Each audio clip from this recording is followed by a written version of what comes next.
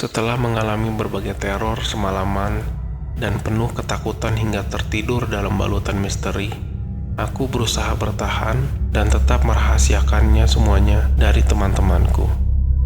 Oh ya, ini adalah cerita lanjutan, dan jika Anda belum membaca pengalaman seram sebelumnya ketika aku berangkat camping, silakan klik linknya di deskripsi. Dan tidak terasa, pagi pun datang menjelang. Aku terbangun mencium aroma segar alam Bukit Artapela. Aku dan teman-temanku segera mengabadikan momen-momen indah di spot-spot yang sangat mengagumkan. Tidak terasa, waktu telah menunjukkan pukul 9 pagi, dan saatnya kami harus turun meninggalkan kenangan untuk kembali pulang. Awalnya kami berencana untuk pulang melalui jalur Ciparai. Namun karena salah satu teman kami harus menghadiri suatu acara, kami terpaksa turun melalui jalur kami semalam, yaitu jalur Pangalengan. Selama perjalanan turun gunung, tak terasa kami menghabiskan waktu lebih banyak karena kegiatan selfie untuk mengabadikan setiap momen kebersamaan kami. 3 jam lamanya kami berjalan turun ke kaki bukit.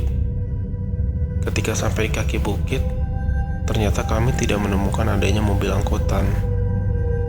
Kami mencoba bertanya pada petani sekitar apakah boleh menumpang ke terminal dengan mobilnya, dan ternyata tidak bisa, dengan alasan mobil mereka penuh mengangkut hasil pertanian.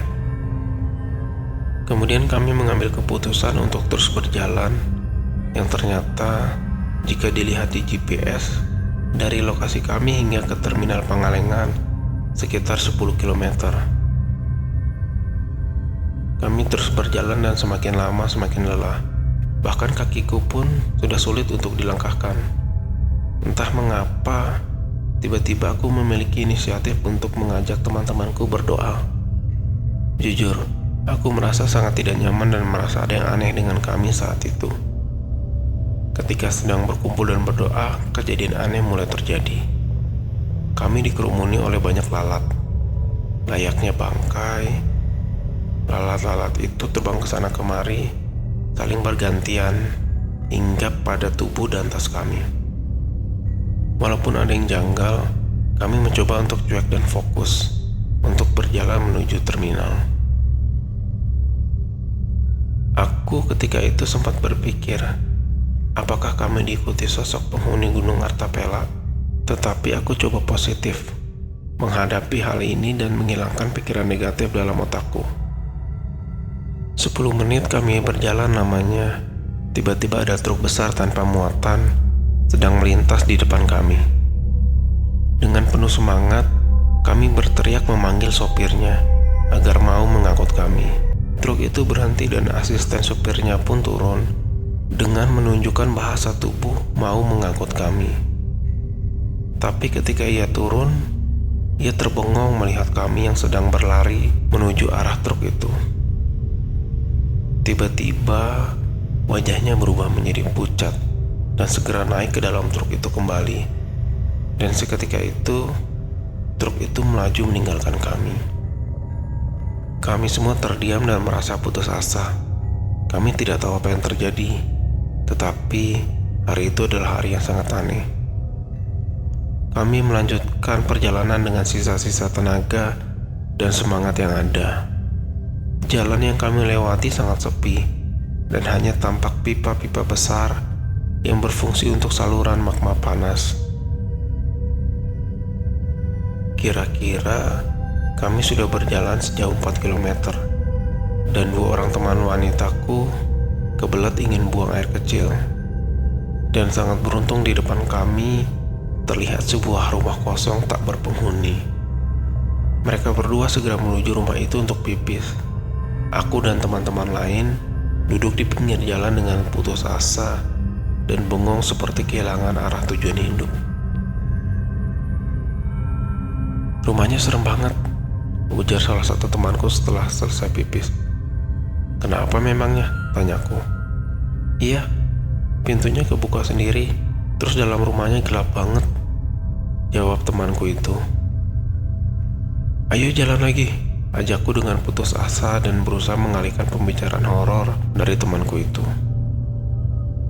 "Itu ada mobil, coba berhentikan," ujar temanku sambil menunjuk mobil yang datang.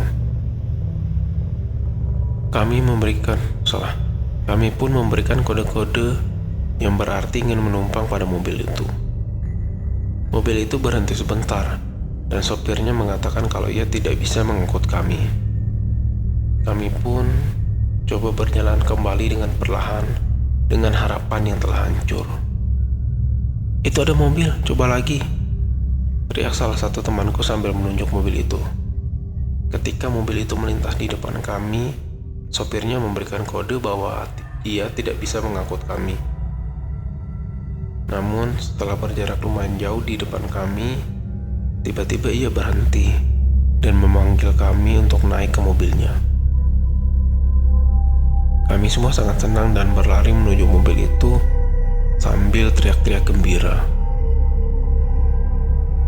Singkat cerita, aku telah sampai di rumahku di kota Bandung yang indah permai. Ketika sampai di rumah, tiba-tiba aku drop. Badanku langsung panas dan merasa sakit semua. Malam harinya, ibuku memanggil tukang pijat langganan kami. Sekedar informasi, tukang pijat ini memiliki kelebihan bisa merasakan hal-hal gaib. Astagfirullah, astagfirullah, ujar tukang pijat itu ketika menyentuh badanku. "Ada apa, Pak?" tanya ibuku. Anak ibu diikuti sosok penghuni gunung. Dia menempel pada badan anak ibu, jawab tukang pijat itu. "Kok bisa?" tanya ibuku. "Makhluk ini suka dengan mereka. Cuma yang paling disukai ya anak ibu ini. Cuma waktu jalan pulang, untung mental mereka kuat-kuat semua.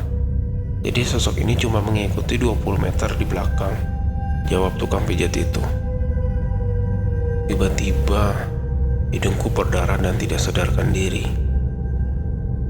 Menurut ibuku, tukang pijat itu harus mengadakan beberapa ritual untuk menyembuhkanku.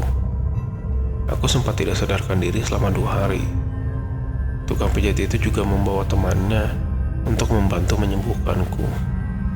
Kalau saat itu aku telah dibantu, kemungkinan aku bisa meninggal. Setelah sadar, aku juga harus melakukan beberapa ritual pembersihan dan terapi menghilangkan trauma yang aku alami.